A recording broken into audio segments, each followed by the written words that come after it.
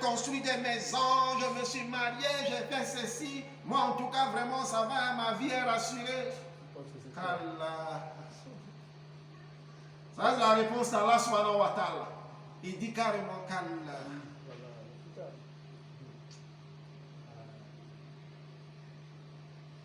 كلا لينبذن في الحطمة. Le bon Dieu dit maintenant, loin s'en faut, il sera jeté dans le Hutama. Subhanallah. Allah subhanahu wa ta'ala lui dit, non, mangez, fais ce que tu fais. Voler comme tu veux, amasse des richesses comme tu veux, ce qui n'est pas ton droit, tu es en train de prendre, il faut prendre. Mais non, il sera jeté dans le Hutama. Hutama, c'est le nom du feu de l'enfer. Parce que Jahannama là que nous entendons, l'enfer que nous entendons là, il y a les étapes de l'enfer. L'enfer, c'est toute une ville. Donc, c'est tout un monde comme ça. L'enfer que nous entendons là, c'est un monde comme ça. C'est comme Dunia là. Oui. Al-Jannah aussi, le paradis là. C'est un monde comme ça. C'est comme le monde que nous voyons là. Mais ce sont les mondes à part. Bon, dans ce monde-là, il y a des pays de l'enfer que Dieu a donné les noms de ces pays dans le Coran. Donc, oui. Hutama, c'est un des noms de l'enfer.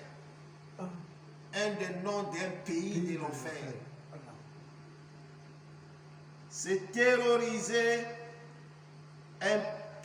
impénitent, sans cesse, appliqué à masse, à compter les richesses, se verra condamné au supplice de la Hutama. Je ne sais pas si vous avez compris bien la parole d'Allah. Je le répète. C'est terroriser, impénitent, sans cesse, appliquer, amasser et à compter les richesses, se verra condamné au supplice de la Hutama. Donc c'est lui qui vit dans ce que je veux, pas dans ce que Allah veut. Comme je viens de vous donner l'exemple là. L'argent que tu n'as pas droit. Tu n'as pas droit sur cet argent. Tu fais ça, ça devient pour toi parce qu'on t'a donné un pouvoir. Parce qu'on t'a donné une responsabilité. Toi, tu deviens chef. Tu voles. Tu fais ce que tu veux. Merci, il faut continuer. Mais tu seras condamné dans le feu de Hutama, dans un pays de Jahannama, dans un pays de l'enfer. Oui. Et elle est citée en désignation du feu de l'enfer nommé dans la sourate de la sorte, car il écrasera et détruira ses victimes, équivalent du verbe arabe. C'est-à-dire que cet feu écrasera et détruire, c'est-à-dire il va écraser l'être humain. Ce feu-là va écraser l'être humain. Mais maintenant, quand on dit ça, il y a des gens aussi qui pensent que non, bon, de toutes les façons, même si je suis dans l'enfer là, si je suis déjà écrasé, c'est fini. Qui t'a dit ça? La mort que nous voyons là, c'est une repos. Sinon, l'être humain ne mourra pas. L'être humain ne meurt pas. L'âme ne meurt pas. Même le corps là ne va pas mourir. Ça va juste goûter la mort.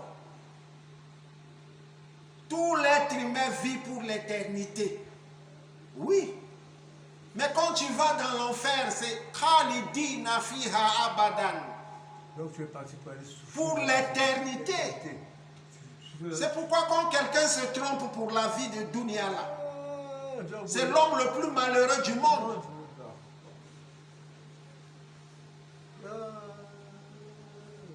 Il y a un des apôtres du prophète qui s'appelait Abu Darda. Il n'avait pas d'argent. Ce n'était pas quelqu'un qui était riche. Mais lui, il disait dans sa parole, il dit, il a pitié de quelqu'un. Et pourtant, il n'a pas de quoi même à manger. Mais lui, il a pitié d'un président. ou bien d'un chef qui ne prie pas.